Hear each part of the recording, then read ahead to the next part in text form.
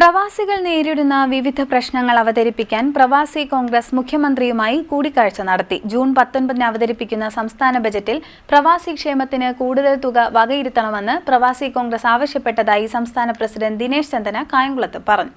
പ്രവാസികൾ നേരിടുന്ന വിവിധ പ്രശ്നങ്ങൾ അവതരിപ്പിക്കാൻ പ്രവാസി കോൺഗ്രസ് മുഖ്യമന്ത്രിയുമായി കൂടിക്കാഴ്ച നടത്തി. ജൂൺ 19 അവതരിപ്പിക്കുന്ന സംസ്ഥാന ബജറ്റിൽ പ്രവാസി ക്ഷേമത്തിന് കൂടുതൽ തുക വകയിരുത്തണമെന്ന് പ്രവാസി കോൺഗ്രസ് ആവശ്യപ്പെട്ടതായി സംസ്ഥാന പ്രസിഡന്റ് ദിനേശ് ചന്ദന കായംകുളത്ത് പറഞ്ഞു. 2024 ഫെബ്രുവരി മാസത്തിന് ശേഷം പുതുതായി പെൻഷൻ അപേക്ഷിച്ചിട്ടുള്ളവർക്ക് തിരഞ്ഞെടുപ്പുമായി ബന്ധപ്പെട്ട 2 മാസങ്ങളിൽ മാത്രമാണ് പെൻഷൻ അനുവദിച്ചിട്ടുള്ളത്. ഈ തരത്തിൽ 85 കോടി രൂപയുടെ കുടിശ്ശിക നിലനിൽക്കുകയാണ്. അതോടൊപ്പം തന്നെ നോർക്ക നൽകി വരുന്ന വായ്പകൾക്കുള്ള ക്യാപിറ്റൽ സബ്സിഡി, ഇൻട്രസ്റ്റ് സബ്സിഡി, അതുപോലെ തന്നെ സ്വാന്തനം, ചികിത്സാ മരണാനന്തര സഹായം ഉൾപ്പെടെ 35 കോടി രൂപയുടെയും കുടിശ്ശിക നിലനിൽക്കുകയാണ്. ഇവ മാത്രം 125 കോടി രൂപയോളം നിലനിൽക്കുന്നു. ഇനി വരും മാസങ്ങളിൽ ഈ ഒരു വർഷത്തെ പദ്ധതികൾ വിഹിതത്തിന് മാത്രം ഏതാണ്ട് 200 കോടി രൂപയ്ക്ക് മുകളിലുണ്ടെങ്കിൽ ക്ഷേമനിധി ബോർഡിനെ മുന്നോട്ട് പോകാൻ കഴിയും. നോർക്കയ്ക്കും സമാനമായ ഇത് മുഴുവനായി കണക്ക് കൂട്ടി ഏതാണ്ട് 500 കോടി രൂപയുടെ ബജറ്റ് വിഹിതം അനുവദിക്കണമെന്നാണ് പ്രവാസി കോൺഗ്രസ് മുഖ്യമന്ത്രിയോട് ആവശ്യപ്പെട്ടിട്ടുള്ളത്.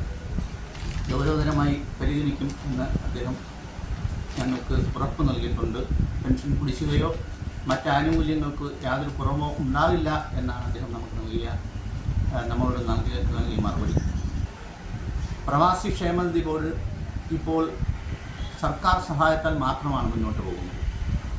ഏതാണ്ട് പ്രതിമാസം 35 കോടി രൂപയോളം പെൻഷൻ നൽകേണ്ടതിൽ 15 കോടി രൂപ സംസ്ഥാന സഹായം ഉണ്ടായെങ്കിൽ മാത്രമേ നൽകാൻ കഴിയൂ.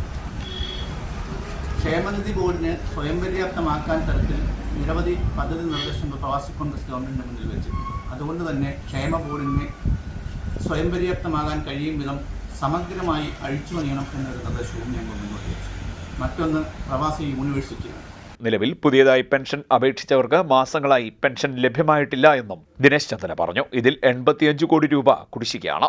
നോർക്കയുടെ വായ്പാ സബ്സിഡി, സ്വാന്തന സഹായ പദ്ധതിയിൽ 35 കോടി, പെൻഷൻ മുടക്കമില്ലാതെ നൽകാൻ പ്രതിമാസം നൽകേണ്ടി വരുന്നത് 15 കോടിയോളം രൂപയാണ്. നോർക്കയുടെ വായ്പാ സബ്സിഡി, സ്വാന്തനം സഹായ പദ്ധതി എന്നിവയിൽ 35 കോടി രൂപയും കുടിശ്ശികയാണ്. പെൻഷൻ മുടക്കമില്ലാതെ നൽകാൻ പ്രതിമാസം സർക്കാർ നൽകേണ്ടി വരുന്നത് 15 കോടിയോളം രൂപയാണ്. ഇവ കണക്കാക്കുമ്പോൾ വരും വർഷത്തെ വിഹിതമായി 400 കോടി രൂപയിലധികം അനിവാര്യമാണ്. ഈ കാര്യങ്ങൾ ഉൾപ്പെടെ ബജറ്റിൽ ഉൾപ്പെടുത്തണമെന്നും ക്ഷേമ പദ്ധതി വിപുലീകരിക്കുന്നതിനായി 500 കോടി രൂപ ബജറ്റിൽ വിഹിതമായി അനുവദിക്കണമെന്നും ആവശ്യപ്പെട്ടിട്ടുള്ളതായി ദിനേശ് ചന്ദന പറഞ്ഞു. സംസ്ഥാന പ്രസിഡന്റ് ദിനേശ് ചന്ദന, ജനറൽ സെക്രട്ടറി സലീം പള്ളിവിള, ഭാരവാഹികളായ ചന്ദ്രിക ശ്രീധർ, അനിൽ നന്ദിയോട്, നൌഷാദ് പാലോട്, ഡോക്ടർ റഷീദ് മഞ്ഞപ്പാറ, ഷഹീദ് എന്നിവരാണ് മുഖ്യമന്ത്രിയുമായി കൂടിക്കാഴ്ച നടത്തിയത്. CDNet news Kayamkulam.